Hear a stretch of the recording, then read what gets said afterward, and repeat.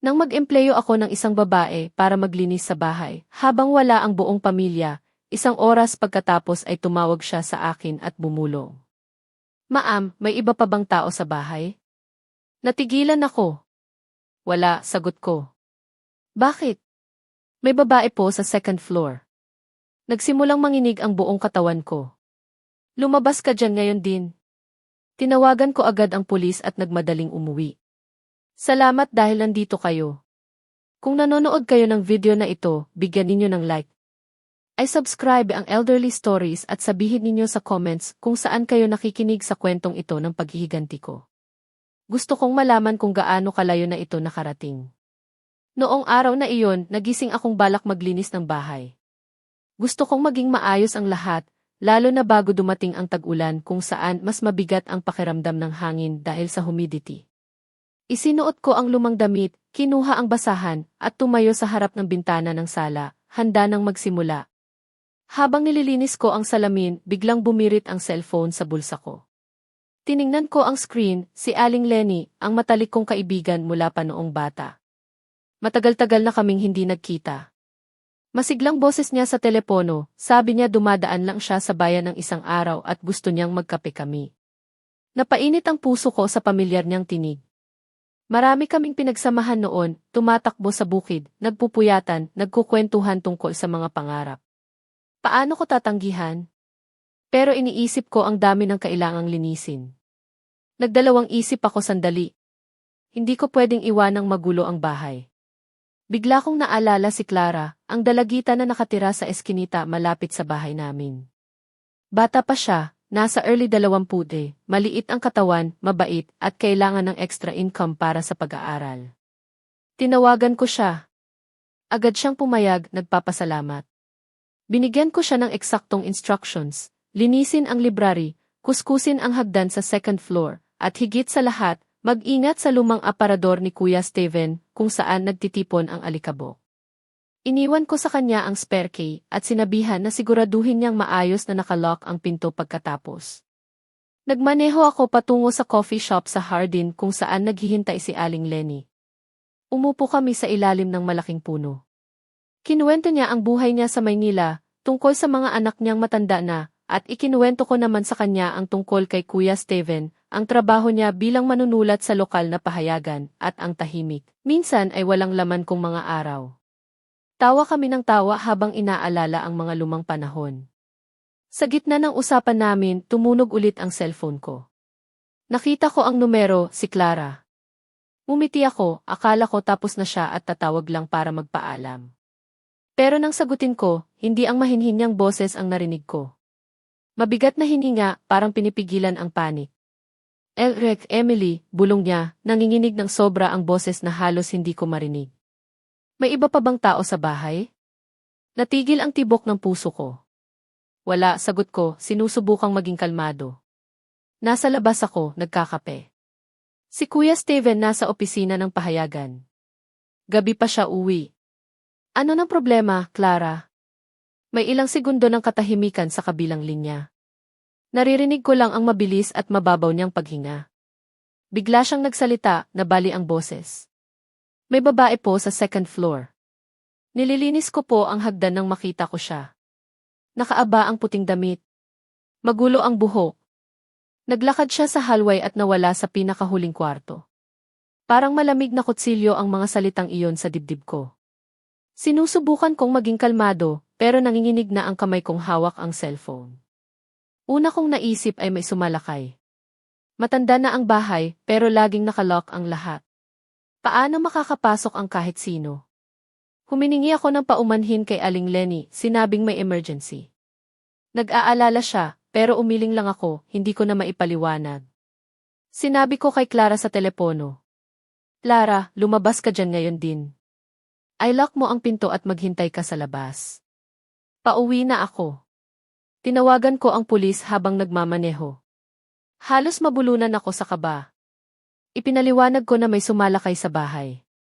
Sinusubukan kong magbigay ng detalye, pero parang bagyo ang isip ko. Tinawagan ko ulit si Clara, pero hindi na siya sumagot. Bawat ring na walang sagot ay parang suntok sa dibdib ko. Naiisip ko na ang pinakamasama, baka may nangyari na sa kanya, baka inatake na siya. Parang walang katapusan ang mga kalsada ng bayan namin noon kahit pinapatakbo ko na ang kotse ng buong buo ang accelerator. Pagdating ko sa bahay, nakapark na ang patrol car sa harap ng gate. Nakaupo si Clara sa hagdan, nakayuko, maputla ang mukha, malaki ang mga mata sa takot. Tumakbo ako sa kanya, niyakap siya, at tanong ng tanong. Okay ka lang ba? Nakita mo pa ba siya? Umiling lang si Clara, nakapikit ang mga labi na parang hindi na makapagsalita. Lumabas ang dalawang pulis, isa matanda na seryoso ang mukha, at isang bata pa. Sabi nila sinuri na nila ang bawat sulok ng bahay, bawat kwarto, bawat aparador, kahit ang bodega sa likod. Walang tao. Walang bakas ng pambubukas ng puwersa. Lahat ng pinto at bintana ay nakalock ng walang gasgas o kakaibang bakas ng paa. Humugot ako ng malalim na hininga sa kaginhawahan, pero hindi nawala ang kaba sa dibdib ko. Nagsalita si Clara, nanginginig pa rin. Sumusumpa po ako, nakita ko siya, yung Ref Emily. Parang hindi totoo. Parang anino lang siya. Hindi ko na po kayang umakyat ulit sa second floor. Hinaplos ko ang balikat niya para pakalmahin, pero sa loob ko ay lumalaki ang duda. Mahigit 70 taong gulang na ang bahay na ito. Pamana ito ng pamilya ni Kuya Steven bago kami lumipat. Ang mga batong dingding, ang mga lumang pintong sumisigaw kapag binubuksan, ang mga madilim na sulok, parang may tinatago sila palagi. Pero isang babae. Hindi ko maisip. Sa oras na iyon, narinig ko ang kotse ni Kuya Steven na papasok sa driveway. Bumaba siya, nagulat nang makita ang patrol car at ako sa tabi ni Clara. Hinawakan ko ang braso niya at mabilis na ikinuwento ang lahat. Inaasahan kong mag-aalala siya tulad ko na gustong alamin kung ano talaga ang nangyari. Pero ngumiti lang siya ng bahagya, isang ngiti na bihira kong makita. Lumapit siya kay Clara, hinaplos ang balikat nito, at sinabi sa mahinahong boses na parang may bahid ng pang-aasar. Siguro pagod ka lang, nakita mo lang ang reflection. Matanda na ang bahay natin. Maraming sulok na nanlilin lang sa mata. Tumingin si Clara sa sahig, walang salitang lumabas. Tinitigan ko siya, lumubog ang puso ko. Alam ko hindi siya uri ng batang mahilig mag-isip ng kung ano-ano. Masipag siya, tapat. Walang dahilan para mag-imbento siya ng ganito. Pero ang itsura ni Kuya Steven, ang kalmado niya, ay nagpapaduda sa akin mismo. Baka tama nga siya. Huminingi ako ng paumanhin sa mga pulis sa pag-abala sa kanila. May mapait na hiya sa dibdib ko. Binayaran ko si Clara, sinabihan siyang magpahinga, at ipinangako na tatawagan ko ulit kung kailangan ko siya. 3 buwan pagkatapos, opisyal na akong nagretiro. Wala nang madaling pagkakagising para sa trabaho, wala nang walang katapusang meeting, wala nang karera laban sa deadline. Ang lumang bahay sa tahimik na bayan ang naging mundo ko. Pero ang pagbabago ng bilis ng buhay ay nagpabaya sa pagtulog ko. Tuwing gabi, gising ako, nakatitig sa kisame, nakikinig sa tiktak ng orasan sa dilim. Sa mga gabing iyon, nagsimula akong makarinig ng kakaibang ingay mula sa bubong. Una, mahina lang, parang may maliit na bagay na nahulog sa sahig. Kumbinsido ko ang sarili ko na hangin lang iyon sa lumang bintana o kahoy na sumisigaw dahil sa panahon. Pero unti-unti, lumilinaw ang mga tunog, nagiging malinaw. Naririnig ko na parang hinila ang upuan ng dahan-dahan, mabigat. Pagkatapos ay mga yabag, magaan pero patuloy, na parang may naglalakad-lakad. Minsan pa nga ay naririnig ko ang pagkakaluskos ng papel na parang may binubuksan at binabasa ng mahina. Isang umaga, habang nag-aalmusal kami sa kusina, sinabi ko kay Kuya Steven. Sinusubukan kong maging kalmado, pero hindi ko maitago ang kaba. Honey, may naririnig akong ingay sa bubong lately. Hindi hangin iyon. Parang may tao doon. Naghikab siya nang hindi tumitingin mula sa dyaryo. Sagot niya nang walang pakialam. Dagalang iyan, Emily. Matanda na ang bubong natin. Puno ng basura. Paraiso ng daga iyan. Bukas, bibili ako ng patibong. Ilalagay ko at tapos na. Kinabukasan, totoo nga, bumili siya ng malalaking metal na patibong na malakas ang tunog kapag sumara. Inilagay niya sa paanan ng hagdan patungo sa bubong, sa ilalim mismo ng lumang pinto. Nariyan na, sabi niya habang pinupunasan ang kamay. Matulog ka ng mahimbing ngayon, love. Kakaiba, nawala talaga ang mga ingay pagkatapos noon. Wala nang yabag. Wala nang hinila na upuan. Wala nang kaluskos ng papel. Huminga ako ng maluwag, kumbinsido na tama nga si Kuya Steven. Baka daga lang talaga at masyado lang akong nag-alala. Pero pagkatapos noon, nagsimulang mangyari ang iba pang kakaiba, mga bagay na imposibleng baliwalain. Isang hapon, bumili ako ng longganisang maanghang mula sa palengke, paborito ko dahil sa lakas ng lasa. Si Kuya Steven naman ay hindi kailanman nagustuhan ang maanghang. Hindi niya nga matikman. Maingat kong binalot sa papel at inilagay sa ref, balak kainin sa weekend. Kinabukasan, nang buksan ko ang ref, natigilan ako. May malaking bahagi na nawawala. Hindi pantay ang hiwa, parang may nagmadaling tumaga. Tinanong ko si Kuya Steven na nagbabasa ng dyaryo sa sala. Kinuha mo ba ang longganisa sa ref? Tumingin siya, kunot ang noo na parang imposible ang tanong ko. Kahapon parang gusto kong subukan ang maanghang, kaya naghiwa ako ng konti. Masarap pala. Nakatayo ako roon, nanigas. Hindi pa kailanman natikman ni Kuya Steven ang maanghang. Nagreklamo pa nga siya kapag maraming seasoning ang niluluto ko. Pero ayaw kong makipagtalo, kaya tumango na lang ako at umalis na may duda sa dibdib. Ilang araw pagkatapos, tuluyan nang nawala ang longganisa. Hinanap ko sa ref, tiningnan ang basura, walang bakas. Sa pagkakataong iyon, hindi ko na tinanong si Kuya Steven. Isang malamig na bato ang nagsimulang tumira sa loob ko. Hanggang isang Sabado ng hapon, kami ni Kuya Steven ay nagpunta sa kalapit na syudad para bumisita sa mga lumang kaibigan. Maaga kaming umalis at gabi na kami nakauwi. Pagpasok namin, tahimik ang bahay gaya ng dati. Umakyat ako sa second floor bathroom para maghilamos at maalis ang pagod ng araw. Pero pagpasok ko, may malamig at basang naramdaman ko. Basang-basa ang sahig. Tumagos ang tubig sa tsinelas ko, malamig na malamig. Tiningnan ko ang paligid, patuloy na tumutulo ang tubig sa dingding ng bathtub, kumikislap sa ilaw. Tumitibok ng mabilis ang puso ko. Wala namang tao sa bahay buong araw. Paano nangyari ito? Tinawag ko si Kuya Steven, nanginginig ang boses. Halika rito, please. Basang-basa ang bathroom na parang may naligo lang. Lumapit siya, tiningnan sandali at nagkibit balikat. Siguro yung ulan kaninang hapon na pumasok sa bentilasyon sa kisam, love.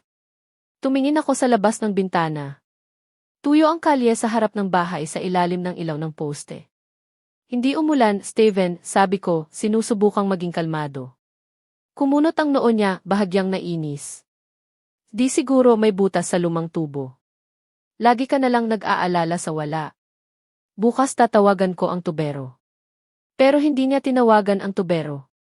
Sa mga sumunod na araw, tuyo na ulit ang sahig ng banyo na parang walang nangyari. Sinuri ko ang bentilasyon, ang mga tubo, lahat mukhang normal. Ang paliwanag ni Kuya Steven, kahit mukhang makatwiran, ay hindi naalis ang lumalaking kaba sa loob ko. Ang mga ingay sa bubong, ang nawawalang longganisa, ang basang sahig na walang pinagmulan, lahat ay parang magkakahiwalay na piraso, pero kapag pinagsama, bumubuo ng isang larawan na hindi ko mapigilan ang pag-iisip. Isang linggo pagkatapos, nagdesisyon akong maglinis ng library ni Kuya Steven. Iyon ang pride niya, isang maliit na kwarto sa second floor na puno ng alikabok na oak shelves, daan-daang lumang libro at dokumento.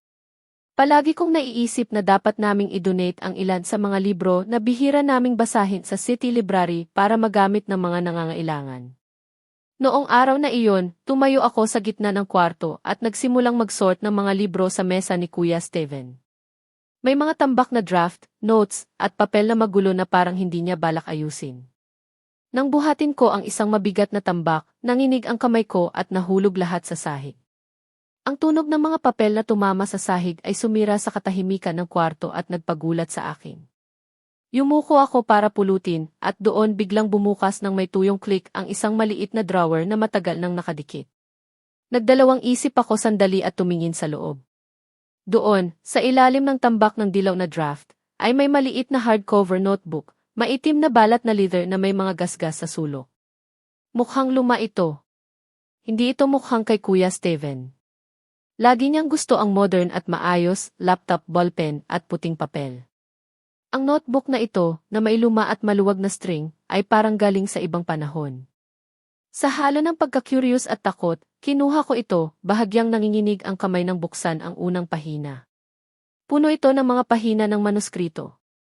Malambot at elegante ang sulat kamay, malinaw na sulat ng babae. Binasa ko ng mabilis. Mga outline ng kwento, deskripsyon ng karakter, ideya ng plot.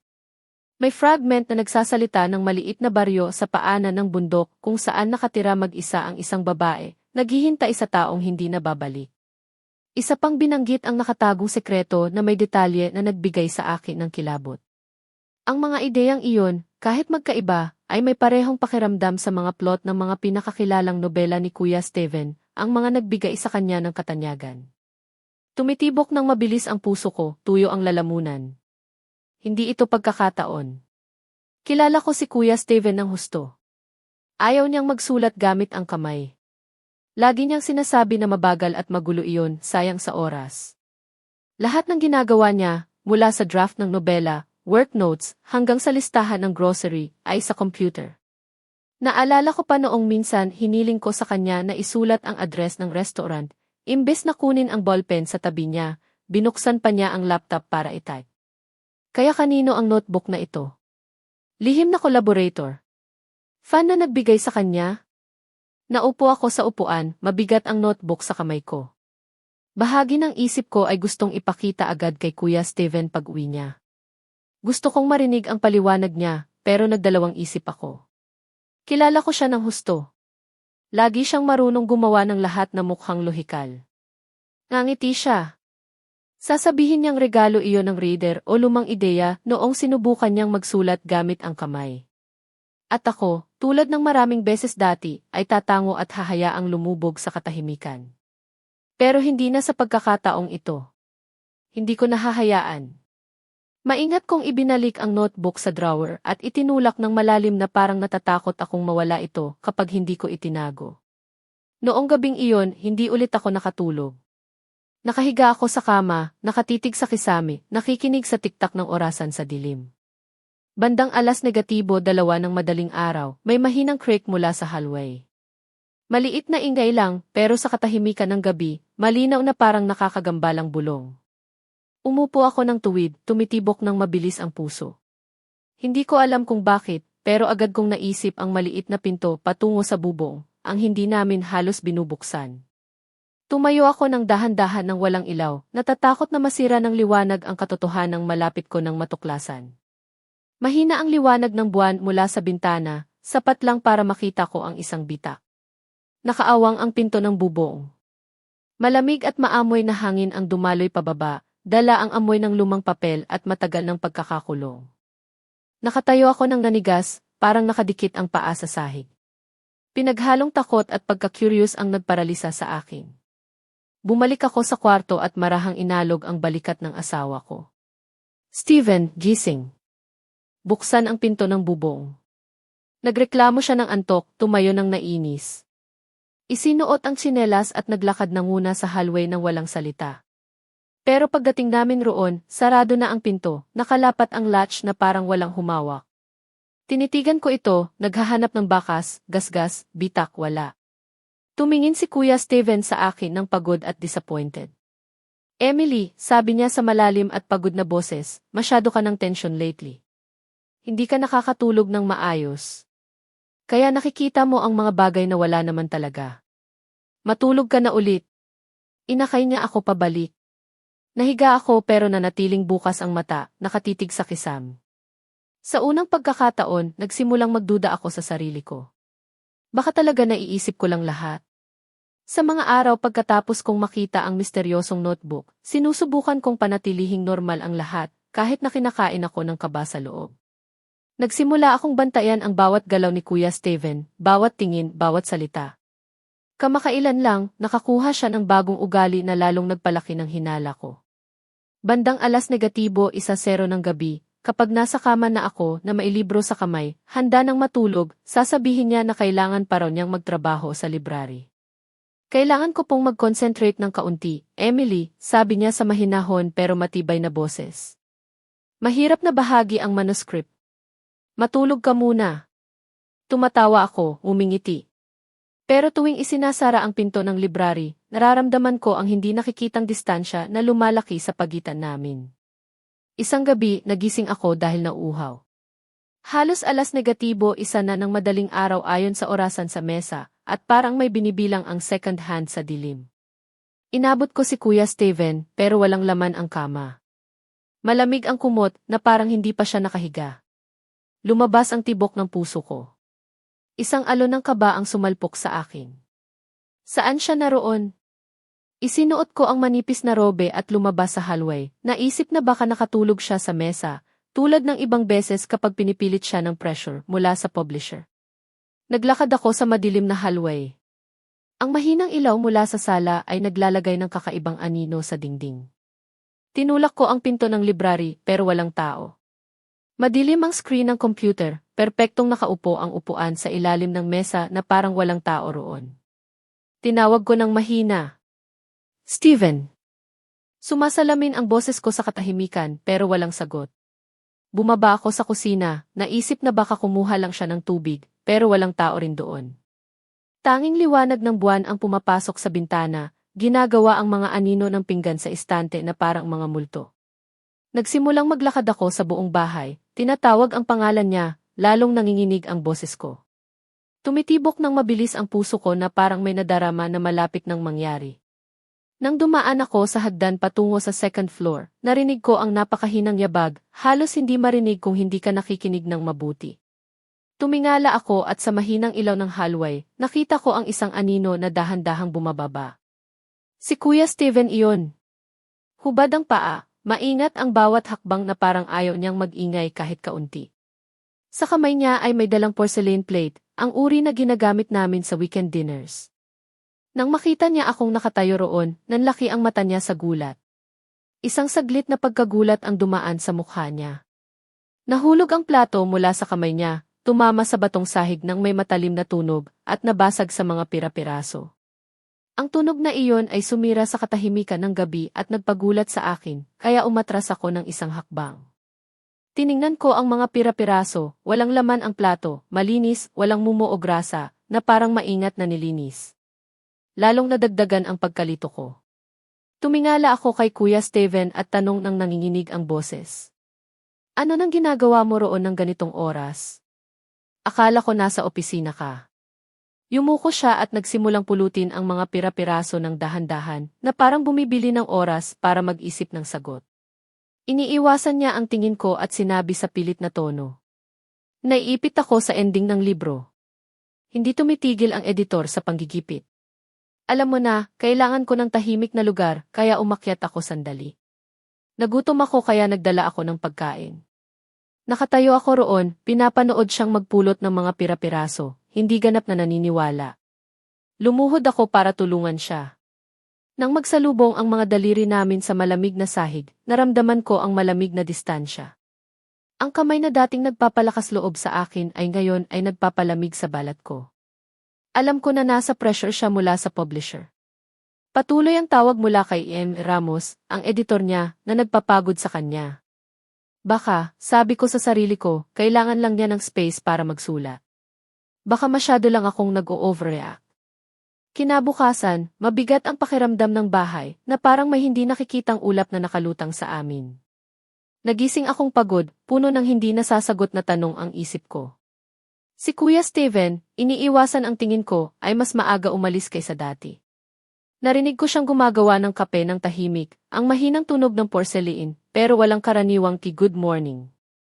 Isinara niya ang sarili sa library, matibay na sinara ang pinto, at alam kong ayaw niyang magambala. Nakatayo ako sa hallway, tinitingnan ang kahoy na pinto na iyon na may mabigat na puso. Bandang tanghali, lumabas si Kuya Steven na naka-gray suit at may dalang maliit na maleta. Huminto siya sa sala kung saan nakaupo ako na may malamig ng tasa ng tsaa. Kailangan kong umalis ng ilang araw, sabi niya sa walang emosyong boses. Baka umakyat ako sa hilaga sandali. Kailangan ko ng bagong tanawin para magkaroon ng inspirasyon. Nagulat ako. Hindi kailanman umalis si Kuya Steven nang walang paunang abiso. Lagi niyang pinaplano ang lahat, kinukonsulta ako sa itinerary. Bakit biglaan, tanong ko, sinusubukang maging kalmado kahit tumitibok ng mabilis ang puso ko. Hindi siya direktang tumingin sa akin. Nakatitig ang mata niya sa bintana kung saan sinasalain ng araw ang alikabok sa salamin. Bigla na lang dumating sa isip ko, sagot niya ng walang tono. Mag-ingat ka habang wala ako. Pero bago siya lumabas ng pinto, bigla siyang humarap at hinawakan ang balikat ko. Mas malakas ang kapit kaysa dati, kaya nagulat ako. Emily, sabi niya sa mababa at seryosong tono. Habang wala ako, huwag kang magpapalagay ng kahit sino sa bahay. Naiintindihan mo ba? Lalo na kung galing sa pahayagan. Kung dumating si Amy Ramos, ang editor ko, sabihin mo umalis ako sa biyahe at hindi mo alam kung kailan ako uwi. Tumango ako, pero lumaki ang kaba sa loob ko. Hindi parang simpleng paalala ang mga salita niya. Parang utos, parang babala. Mga 2 oras pagkatapos umalis ni Kuya Steven, tumunog ang doorbell. Tumingin ako sa peephole, si Amy Ramos, ang editor ni Kuya Steven, kasama ang isang batang assistant. Parehong mukhang naiinip. Nagdalawang isip ako sandali, kamay sa doorknob, nararamdaman ang paghigpit ng dibdib. Naalala ko ang mga salita ni Kuya Steven, pero hindi ko kayang manatili lang doon nang hindi binubuksan ang pinto. Humugot ako ng malalim na hininga, binuksan ang pinto, at pinilit ng umiti. Hindi naghintay ng imbitasyon si E. Ramos. Dire-diretso siyang pumasok sa sala na may nakasimangot na mukha. "Enrex, Emily," sabi niya ng matigas. "Alam kong nasa bahay si Steven. Huwag mo na akong lokohin. Kailangan namin ang manuscript ng madali. Lampas na ng 2 linggo ang deadline." Pinanatili ko ang kalmado at sinabi eksakto ang itinuro sa akin ni Kuya Steven. "Pasensya na, D. Ramos, pero umalis po si Steven kaninang umaga para maghanap ng inspirasyon. Hindi ko po alam kung kailan siya uwi." Naglabas ng mapanuyang tawa si A. Ramos na nagpalamig sa dugo ko. Tinuro niya ang bahay ni na Kuya Vargas sa kabila ng kalye. "Huwag ka nang magsinungaling," sabi niya ng matalim. Sabi ni A. si Vargas nakikita niya ang ilaw sa bubong tuwing gabi. Kung ganoon katindi ang trabaho ni Steven, dapat tapos na ang manuscript, hindi nagtatago. Sumingit ang batang assistant, mabait ang itsura. "Ma'am, gusto lang po naming tulungan. Kung may writer's block si Amy Steven, dapat po kausapin niya kami. Matutulungan po namin siya." Malambot ang tono niya, pero hindi ko na ma-focus. Ang mga salita ni Amy Ramos ay tumama ng malakas. Ang ilaw sa bubong. Hindi ko napansin iyon. Bihira kaming umakyat doon. Puno ng lumang kahon at sapot ng gagamba. Bakit may ilaw? At bakit sasabihin ni Kuya Vargas na nakikita niya iyon tuwing gabi? Natigil ang tibok ng puso ko.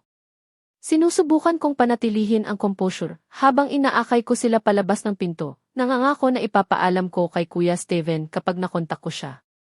Pero nang maisara ko ang pinto, sumandal ako roon, nanginginig. Nag-iikot ang isip ko.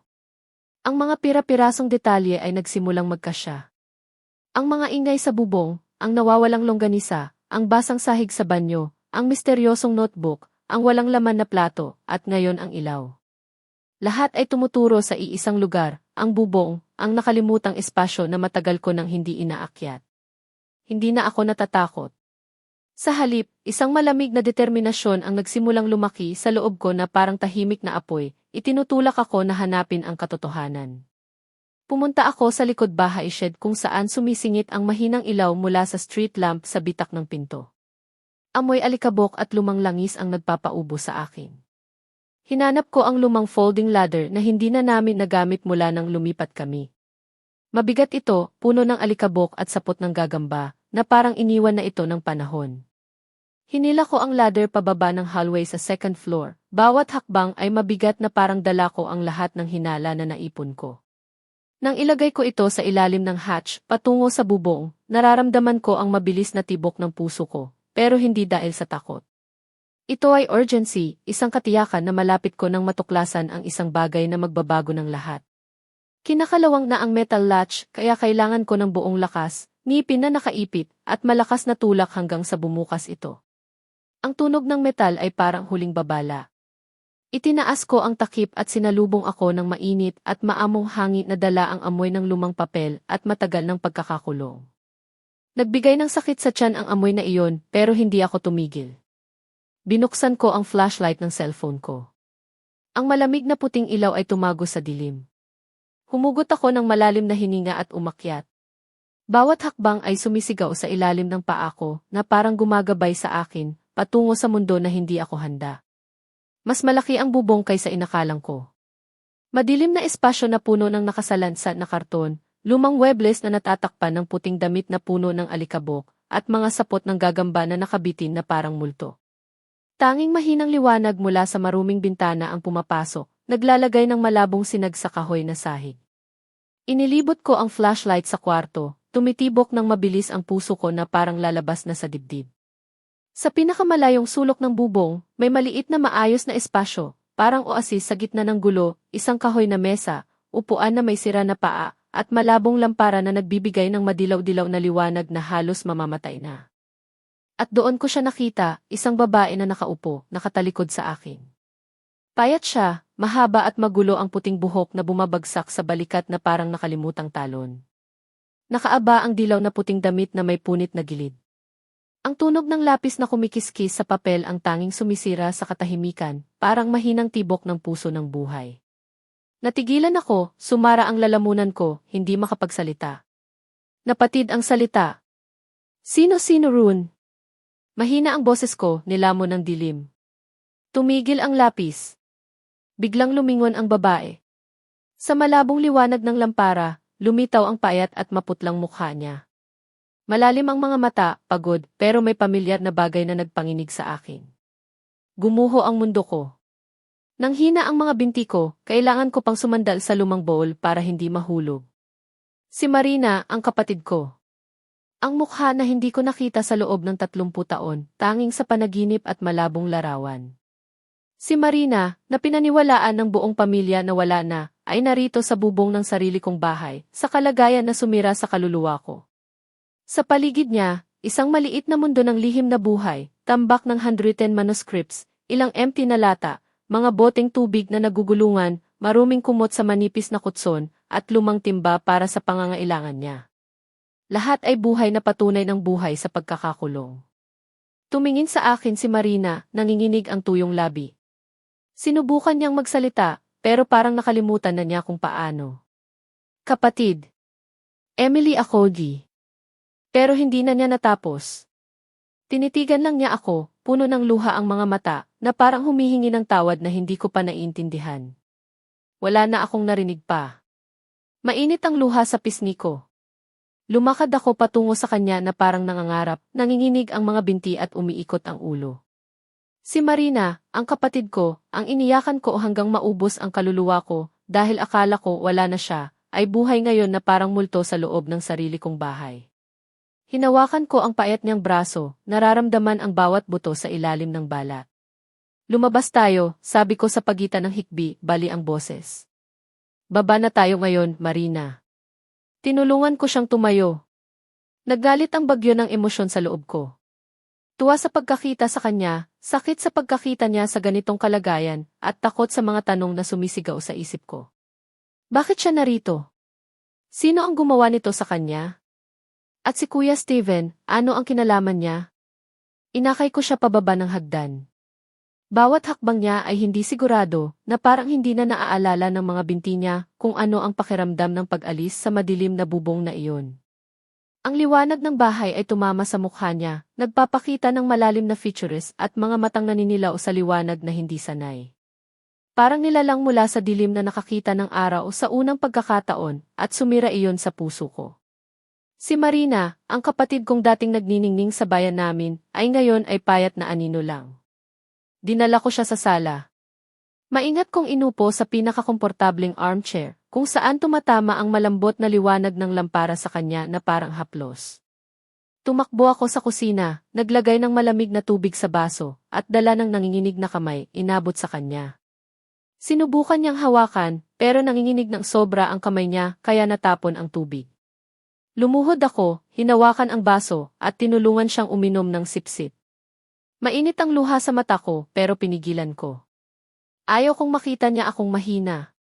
Kailangan niya akong maging matatag, kahit pansamantala. Pagkatapos ng ilang higop, nagsimulang umiyak si Marina. Hindi mahinang iyak.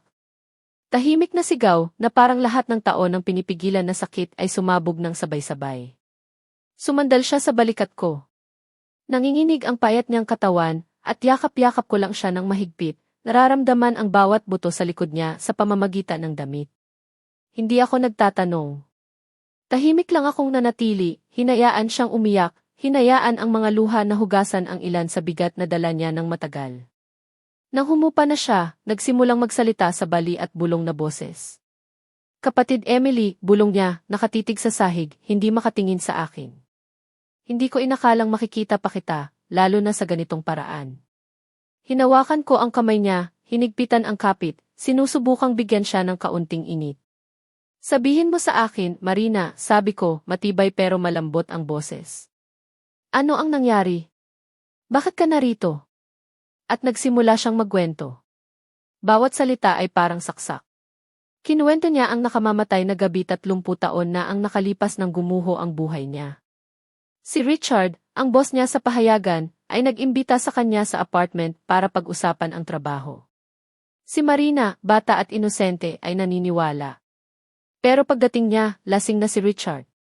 Hindi na boss ang tingin nito, kundi mandaragit. Sinubukan niyang pilitin si Marina, matigas ang boses sa banta. Lumaban siya ng buong lakas. Itinulak niya ito pero hindi tumigil.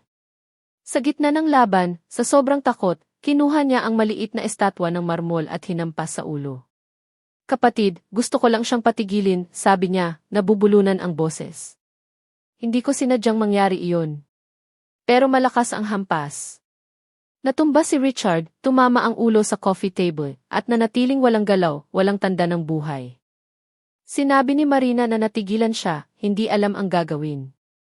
Blanko ang isip sa takot. Sa oras na iyon, dumating si Kuya Steven. Sabi niya dumadaan lang siya para iayain si Marina na kumain sa bahay namin. Pero pagpasok niya, nakita niya ang kakilakilabot na eksena. Gusto ko sanang tawagan ang pulis, kapatid, sabi ni Marina, pula ang mata. Gusto kong sumuko, gawin ang tama, pero hindi ako pinayagan ni Steven. Nakatayo siya roon, tinitingnan si Marina nang may nakakakilabot na kalmado. Makukulong ka, Marina, sabi niya sa malamig na boses. Mawawala ang buong buhay mo. Hayaan mo akong tulungan ka. Para kay Emily, ipoprotektahan kita. Nakinig ako, malamig ang buong katawan ko. Si Kuya Steven, ang asawang minahal ko, ang pinagkatiwalaan ko, ay nagmanipula sa kapatid ko gamit ang pagmamahal ko sa kanya. Kumbinsido niya si Marina na itago ang katotohanan ang tanging paraan para protektahan ako, para hindi dalhin ng pamilya natin ang kahihiyan. Noong gabing iyon, sa ilalim ng dilim at katahimikan ng burol ng Santa Rosa, dinala ni Kuya Steven ang katawan ni Richard sa kotse niya ng mag-isa. Naghukay siya ng libingan sa paanan ng burol sa lugar na walang nakakaalam at inilibing doon ang sekreto. Pagkatapos, dinala niya si Marina sa bahay namin habang tulog na ako at itinago sa bubong. Pansamantala lang, sabi niya kay Marina, hanggang maging kalmado ang lahat.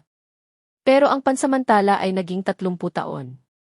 Ginawa ni Kuya Steven si Marina na multo na nabubuhay ng lihim sa bahay ng sarili niyang kapatid. Nang imbestigahan ng pulis, natuklasan nila na nag-withdraw si Richard ng malaking halaga bago siya nawala. Matalino at maingat na pinakalat ni Kuya Steven ang chismis na magkasintahan sina Marina at Richard at tumakas silang magkasama. Ang kwentong iyon, kasama ang pagkawala ng dalawa, ay nagpaniwala sa lahat, kasama na ako, na totoo iyon. Natigil ang imbestigasyon at sa mata ng mundo, naging takas na babae si Marina na iniwan ang pamilya. Nakatayo ako roon, tumutulo ang luha sa pisngi, pero hindi dahil sa lungkot. Galit iyon. Sakit ng pagtataksil. Naalala ko ang mga araw pagkatapos mawala ni Marina nang umiyak ako hanggang wala ng lakas nang tumanda ng maaga ang nanay natin dahil sa dalamhati. Naalala ko ang biglaang karera ni Kuya Steven sa pagsusulat, ang mga nobelang nagtagumpay, ang yaman at katanyagan na nakamit natin. Lahat, sa huli, ay itinayo sa sakit at sakripisyo ng kapatid ko. Hindi ko alam, Marina, bulong ko, bali ang boses. Hindi ko alam. Pinagkatiwalaan ko siya. Ang unang mga taon sa bubong ay impyerno, kapatid, patuloy ni Marina, malayo ang tingin na parang muling nararanasan ang mga madilim na araw na iyon. Nabuhay ako sa takot, sa sala ng konsensya, at sa hindi mabata na kalungkutan. Tuwing gabi ay napapanaginipan ko na dumarating ang pulis para sa akin, o mas masahol pa, na mananatili ako magpakailanman sa dilim na iyon. Huminto siya at humugot ng nanginginig na hininga. Para hindi ako mabaliw, nagsimulang magsulat ako. Isinulat ko ang mga kwento na napapanaginipan ko, ang mga mundo kung saan pwede akong maging malaya, kung saan hindi ako anino.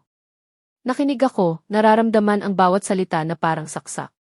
Naisip ko si Marina, ang masiglang dalaga na dati siya, nakayuko sa malamig na bubong na iyon, nakahawak sa lapis na parang huling kislap ng pag-asa.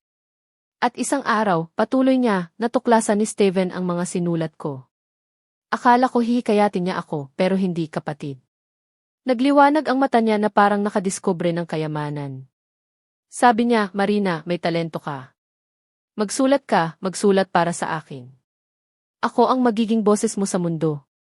Natigilan ako, umiikot ang ulo ko. Naalala ko ang panahon nang bigla siyang magdesisyon na magbitiw sa trabaho bilang accountant sa pahayagan para sundan ang passion sa pagsusulat.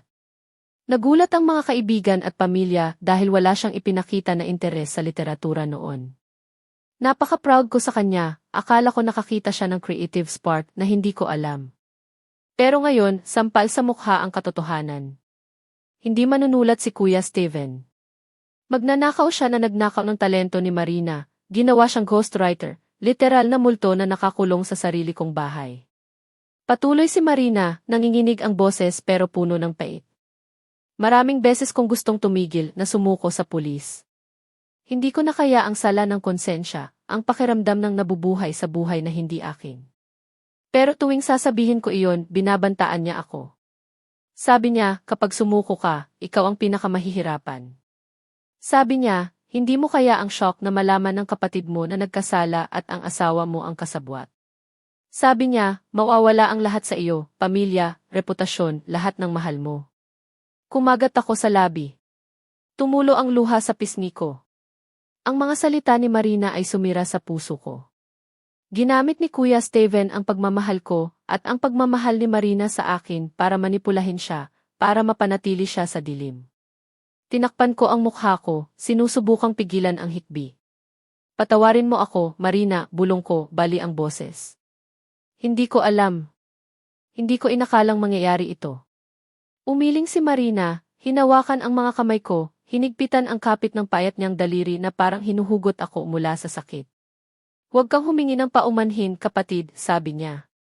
Ako rin ang nagpaapi sa kanya. Natakot ako. Akala ko ang pagsunod sa kanya ang tanging paraan para maprotektahan ka. Sinabi niya na lalong nahirapan ang pagtatago habang nagretiro ako at mas marami ang oras ko sa bahay. Noon kasi, maaga akong umaalis at uwi ng huli at diretso sa kama pagkatapos kumain para magpahinga para sa susunod na araw. Hindi ko napapansin. Kaya kailangan kong maligo ng mabilis kapag wala kayong dalawa, sabi niya, nakatungo. Kaya kailangan kong magnakaw ng pagkain sa ref tuwing gabi. Sinusubukan kong huwag mag-iwan ng bakas, pero minsan nagkakamali ako. Tulad ng basang sahig sa banyo o ang piraso ng longganisa na binili mo. Bigla kong naalala ang lahat ng kakaibang detalye, mga senyales na pinili kong baliwalain. Ngayon, lahat ay may saysay, pero sakit na sakit ang katotohanan. Naisip ko ang mga nobela ni Kuya Steven na binasa at pinuri ko. Lagi kong nagtataka kung bakit parang luma ang setting, parang nostalgic, na parang tumigil ang panahon sa dekada na nakalipas. Walang cellphone ang mga karakter. Walang internet. Nagpapadala sila ng sulat. Naghihintay ng walang katapusan na parang mga kaluluwang nawawala. Ngayon naiintindihan ko. Hindi iyon estilo ng panitikan. Iyon ay dahil talagang tumigil ang mundo ni Marina 30 taon na ang nakalipas. Nakakulong siya sa nakaraan. Iyon lang ang kaya niyang isulat, ang alam niya. Ang mga kwento ng dalawang taong hindi kailanman nagkita, salamin iyon ng sarili niyang trahedya. Isang buhay na pinutol mula sa labas na mundo. Hinawakan ni Marina ang mga kamay ko, puno ng luha ang mga mata. Kapatid Emily, sabi niya, nanginginig pero matibay ang boses. Hindi ko na kaya ang ganitong buhay. Nagbayad na ako ng 30 taon sa bilangguan na ito. Ngayon gusto ko nang harapin ang tunay na hustisya. Gusto kong sumuko. Ang mga salita niya ay huling saksak, pinuputol ang huling sinulid ng pag-asa na natira sa akin. Nawala ko na siya noon nang akala ko tumakas siya. Ayaw kong mawala siya ulit, pero sa pagtingin sa mga mata niya, alam kong iyon ang kailangan niya. Palayain ang katotohanan kahit gaano kasakit. Tumulo ang luha sa pisngi ko, pero tumango ako, hinigpitan ang kapit sa kamay niya. Sige, Marina, sabi ko, nabubulunan. Isasama kita sa istasyon ng pulis. Sasamahan kita sa lahat ng ito. Niyakap ko siya, nararamdaman ang payat niyang katawan sa bisig ko. Puno ng sakit ang puso ko, pero may maliit na kislap din, pag-asa na kahit huli na, makakatulong pa ako sa kanya na mabawi ang kalayaan. Kinabukasan, sinuotan ko si Marina ng malinis kong damit. Maluwang ang damit sa payat niyang katawan, pero kahit papaano ay mas maayos ang itsura niya. Hindi kami nakatulog buong gabi. Naupo ako sa tabi niya sa sala, ikinukwento kung paano nagbago ang mundo. Ang matataas na gusali, ang mga smartphone na hindi na mabitawan ng mga tao, at ang mga mahal sa buhay na wala na. Tahimik lang siyang nakikinig, malayo ang tingin na parang sinusubukang isipin ang mundo na ninakaw sa kanya. Nagmaneho ako patungo sa Central Police Station kasama si Marina sa passenger seat.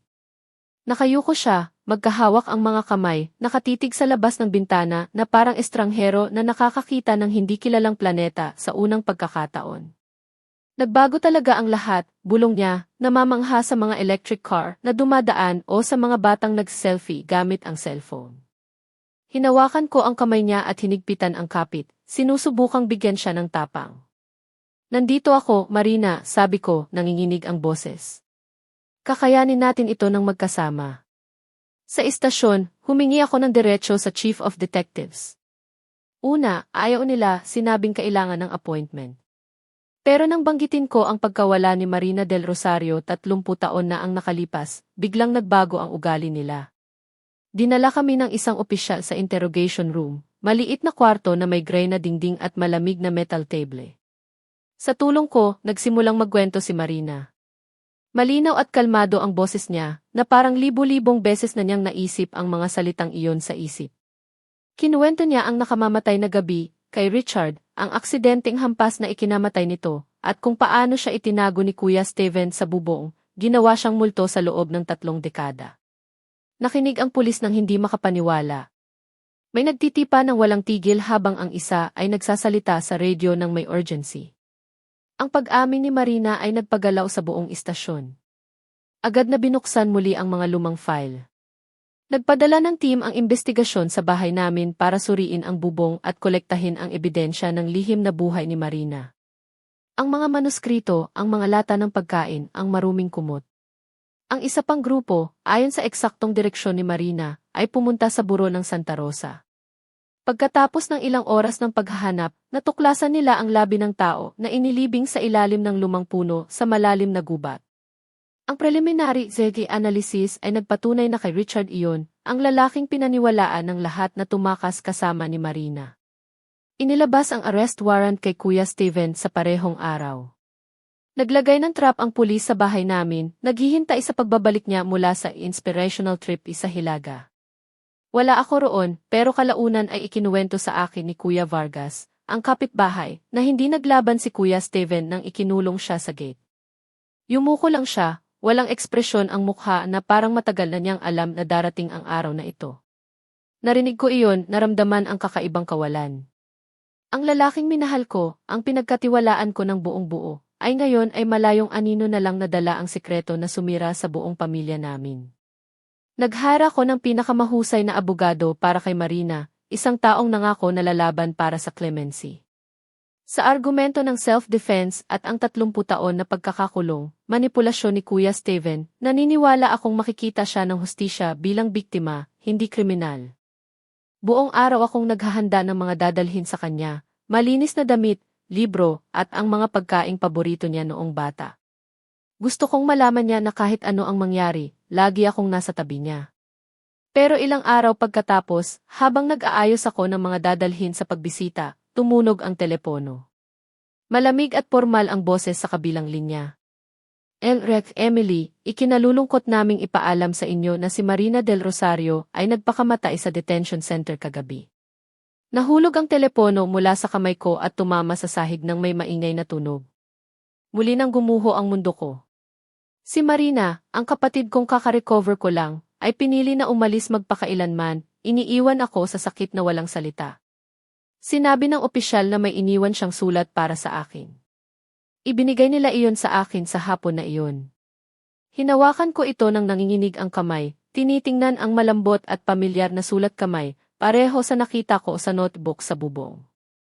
Pero ngayon ay clumsy at hindi matatag na parang ginamit niya ang huling lakas para isulat ito.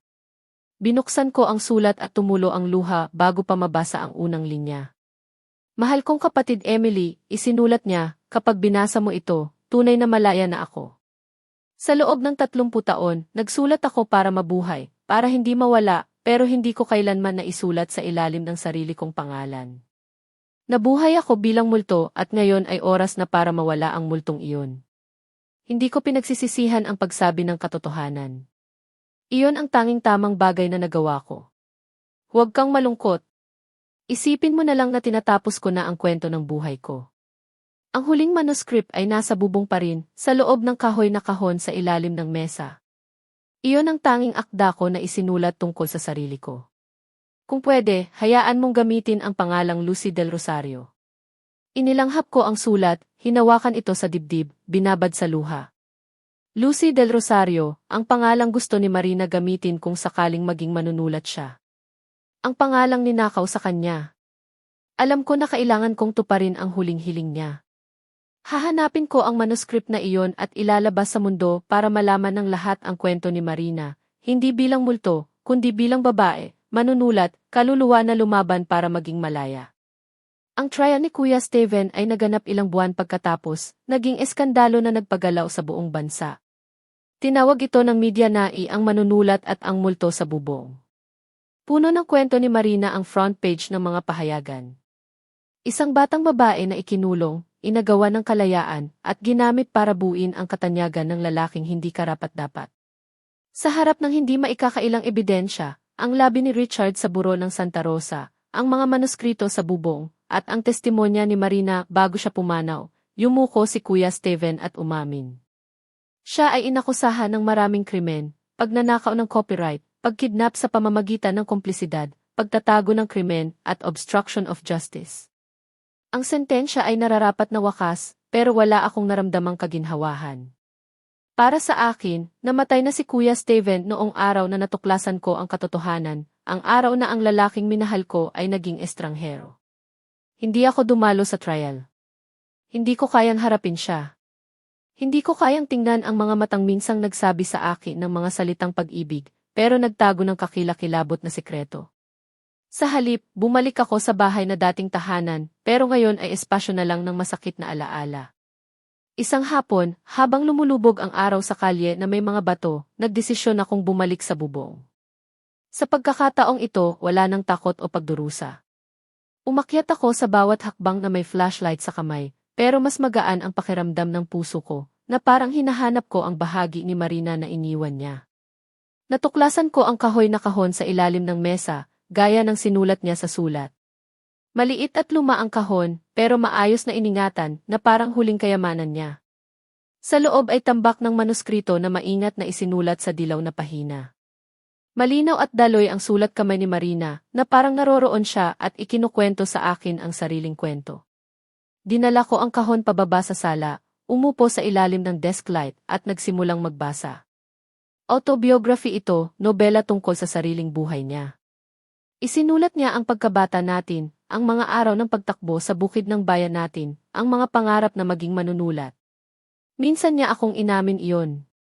Kinuwento niya ang kakilakilabot na gabi na nagnakaw ng kinabukasan niya, ang 30 taon na nabuhay sa dilim, at ang hindi kapanipaniwalang lakas na kailangan niya para hindi mabaliw ang kaluluwa niya. Bawat pahina ay saksak, pero sabay na awit ng katatagan, ng pagmamahal sa buhay kahit gaano kahirap. Sa loob ng mga linggo, in-edit ko ang manuscript, maingat na sinusuri ang bawat linya na parang hinahawakan ko ang kaluluwa ni Marina. May mga gabi akong nagpupuyat hanggang madaling araw, tumutulo ang luha habang binabasa ang mga bahagi kung saan isinulat niya ang kalungkutan sa bubong o ang mga pagkakataon na naisip niyang malaya siya, lumalabas sa sikat ng araw. Ang libro ay hindi lang kwento niya, ito ang boses ng taong nakalimutan, inagawa ng pagkakakilanlan. Alam ko na kailangan kong ilabas ito sa mundo para hindi lang pangalan ni Marina sa memorya ko, kundi tunay na manunulat na kinilala at minahal. Kinausap ko ang publisher na dating nakatrabaho ni Kuya Steven. Una, nagdalawang isip sila, natatakot sa eskandalo. Pero nang ipadala ko ang manuscript ni Marina, lubos silang kumbinsido. Ito ay obra maestra, sabi ng editor sa telepono, puno ng emosyon ang boses. Ipapublish namin ito at gagawin namin ng may buong respeto na deserve ni Marina. Inilathala ang libro sa tunay niyang pangalan, Marina del Rosario. Sa unang pahina, imbes na prologue, isinulat ko lang ang isang pangungusap. Walang dapat na makulong sa dilim, lalo na kung mahal nila ang kalayaan. Iyon ang aking mensahe sa kanya, sa kapatid kong minahal ko, higit sa anuman sa mundong ito. Naging fenomenon ang libro. Mula sa buong bansa at kalaunan sa buong mundo, naantig ang mga mambabasa sa kwento ng buhay ni Marina. Pinuri nila ang talento niya sa pagsulat, ang katapatan at tula sa bawat linya. Ang mga lumang akda ni Kuya Steven, na muling inilathala sa ilalim ng pangalan ni Marina, ay muling nabili bilang paraan ng hustisya. Si Marina, kahit wala na siya, ay naging tunay na manunulat, kinilala at minahal. Binabasa ko ang mga review, ang mga sulat mula sa mambabasa, at nararamdaman ang paghigpit ng puso ko, pero may init. Tupad mo, Marina, naisip ko. Nabawi mo ang boses mo. Minsan-minsan pa rin akong umakyat sa bubong. Hindi na ito lugar ng pagkakakulong. Nilinis ko na at ginawang maliit na library. Binubuksan ko ang bintana para papasukin ang sikat ng araw. Nag-iilaw sa mga istante kung saan maingat na inilagay ang mga akda ni Marina. Nakatayo ako roon, tinitingnan ang kalye na puno ng buhay. Nabawi na ang boses ni Marina at sa ilang paraan, naihatid na ang hustisya. Alam kong naroroon siya sa sikat ng araw, sa mga pahina ng libro at sa puso ko, malaya magpakailanman. At nang matapos ang lahat, naintindihan ko ang isang bagay. Walang pader na sapat na makapal para makulong ang katotohanan magpakailanman. Ang sinungaling, kahit gaano kagaling itago, ay mabubulok sa paglipas ng panahon, tulad ng alikabok na tumatakip sa lumang istante. Ang buhay ni Marina ang patunay niyon. Ang katahimikan ay minsang mas malupit kaysa sa sala ng konsensya, at ang takot ay kayang gawing multo ang isang tao sa loob ng sariling buhay. Kung may isang leksyon lang na nais kong iwan sa inyo, ito iyon, maglakas loob na harapin ang katotohanan, kahit gaano kasakit. Magsalita, kahit manginig ang boses mo. Dahil kapag nilisan mo na ang dilim, saka katunay na malaya. At kapag nagsalita na ang katotohanan, saka lang makakahanap ng pahinga ang mga kaluluwang nakakulong. Ang kwentong narinig ninyo ay binago ang mga pangalan at lugar para maprotektahan ang pagkakakilanlan ng mga taong sangkot. Hindi ito ikinukwento para magmalaki o maghatol, kundi may pag-asa na may makikinig at magpapahinga sandali para pag-isipan. Gaano karaming babae ang nagdurusa ng tahimik sa loob ng sariling tahanan? Totoo kong nagtataka, kung kayo ang nasa lugar ko, ano ang gagawin ninyo? Pipiliin ba ninyo ang katahimikan para mapanatili ang kapayapaan, o haharapin ang lahat para mabawi ang boses ninyo? Gusto kong malaman ang opinyon ninyo, dahil ang bawat kwento ay maaaring maging kandila na mag-ilaw sa daan ng iba. Pagpalain nawa kayo ng Diyos, at naniniwala akong ang tapang ang magdadala sa atin sa mas magandang mga araw. Sa ngayon, sa end screen, iiwan ko ang dalawa sa pinakamamahal na kwento ng channel. Sigurado akong magugulat kayo. Salamat sa pagsama sa akin hanggang sa huling sandali. Kung nagustuhan ninyo ang kwentong ito, pakikalmahan ang video, ay subscribe ang channel, at ibahagi ang inyong impressions sa comments. Para marinig ang susunod na kwento, ay click ang box sa kaliwa. Salamat sa panonood,